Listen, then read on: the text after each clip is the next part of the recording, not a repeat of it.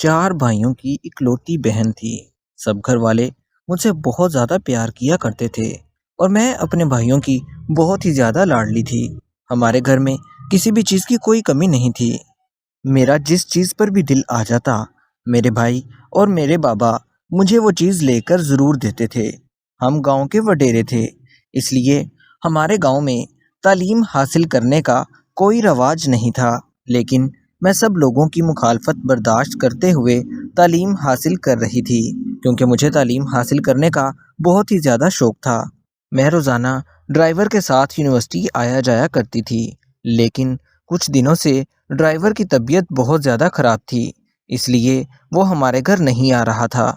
मेरे बहुत ज़्यादा इसरार करने पर ड्राइवर अंकल ने अपने बेटे को भेज दिया और कहा, कुछ दिन जब तक मेरी तबीयत ठीक नहीं होती, बेटा तुम इसके साथ यूनिवर्सिटी चली जाया करो।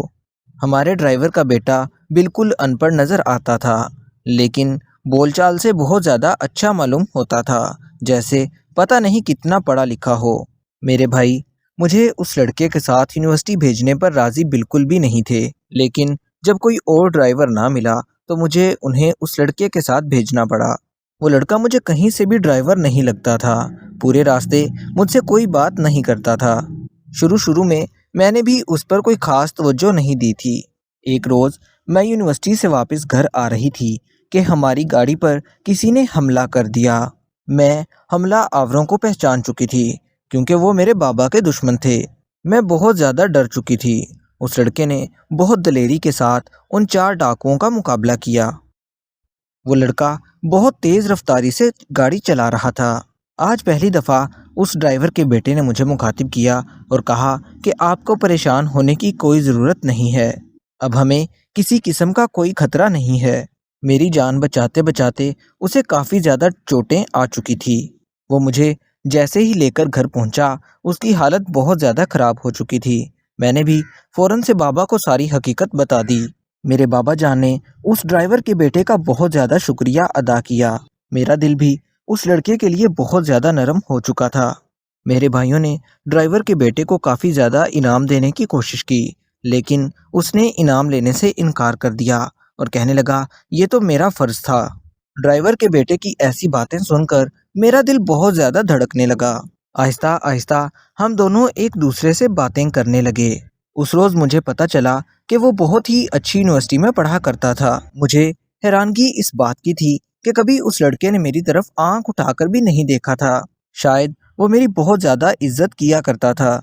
जैसे जैसे दिन गुजरते जा रहे थे, मैंने उसकी तरफ दोस्ती का हाथ बढ़ाया, लेकिन उसने मुझे कोई भी रिस्पॉन्स नहीं दिया।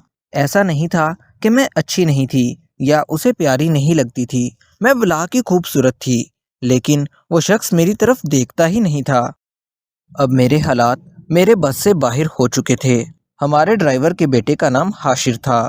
शायद मुझे हाशिर से मोहब्बत हो चुकी थी, लेकिन मैं उसे बताने से बहुत ज़्यादा डरती थी, क्योंकि अगर ये बात मेरे बाबा और मेरे भाइयों को पता चल जाती तो वो मेरे साथ बहुत बुरा सलूक करते। फिर एक दिन मैंने मौका पाकर हाशिर से कह डाला कि मुझे तुमसे बहुत ज़्यादा मोहब्बत हो चुकी है। उसने बहुत गुस्से के साथ मेरी तरफ देखा। मैं हैरान थी कि उसने मेरी किसी भी बात का जवाब नहीं दिया था। उसके बाद वो कुछ दिनों तक हमारे घर नहीं आया। उसे देखे बिना मेरे दिन बहुत मुश्किल से गुजर रहे थे।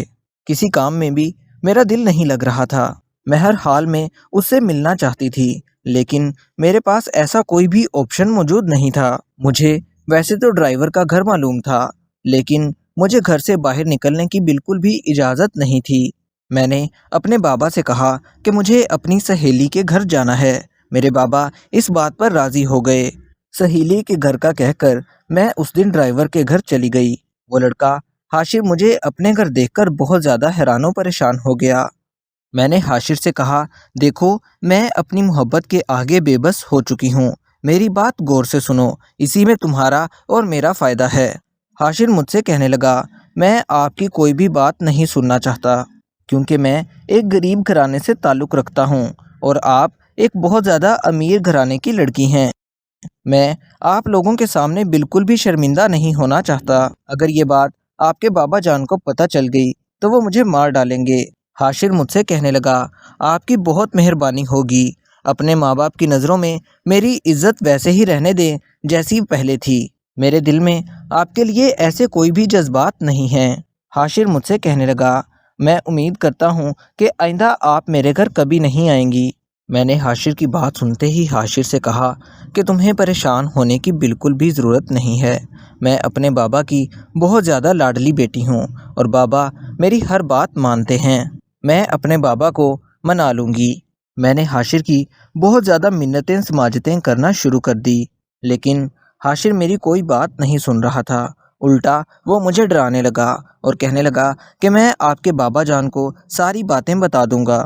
میں نے بھی حاشر کو دھمکی دی اور کہا کہ اگر آج تم میرے گھر نہ آئے تو میں بھی خود کو مار ڈالوں گی۔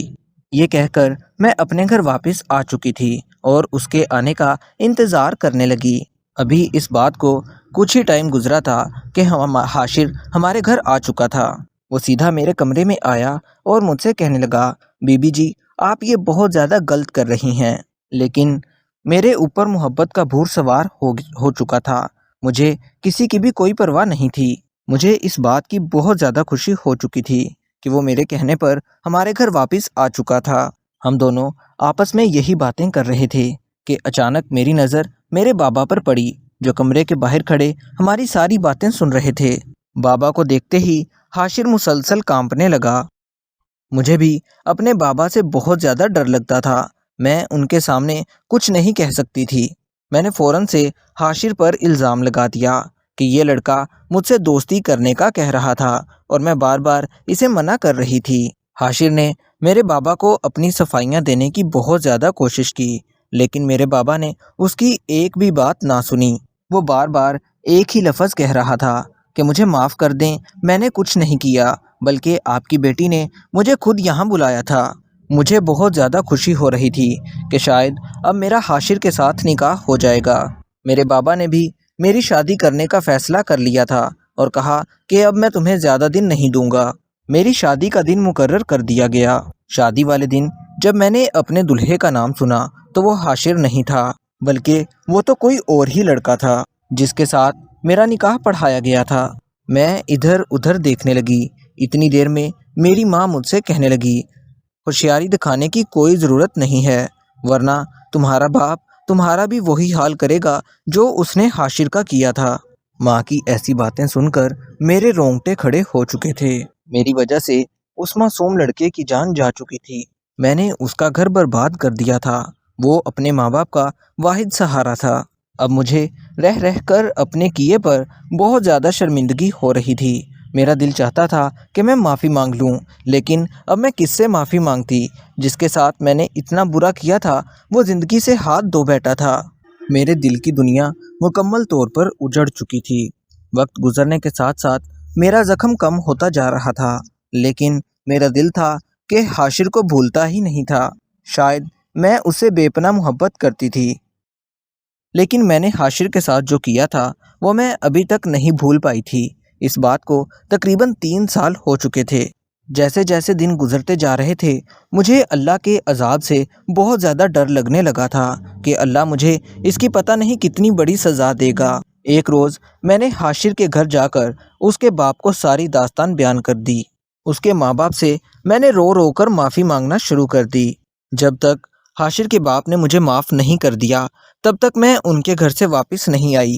میں نے حاشر کے باپ سے کہا کہ مجھے اپنے بابا کا بہت زیادہ خوف تھا، اس لیے میں نے جھوٹ بولا تھا، ورنہ میں حاشر سے بہت زیادہ محبت کرتی تھی۔ میں حاشر کے ساتھ شادی کرنا چاہتی تھی۔ ویسے بھی حاشر کا باپ ہمارے گھر سے برسوں کا ڈرائیور تھا، اس لیے وہ میری باتوں کو سمجھ رہا تھا۔ اسے پتا تھا کہ اس میں میری بہت کم غلطی ہے۔ حاشر کے باپ نے مجھے معاف کر دیا تھا۔ گھر واپس آتے ہی مجھے وہ سکون مل چکا تھا جس کی مجھے برسوں سے تلاش تھی۔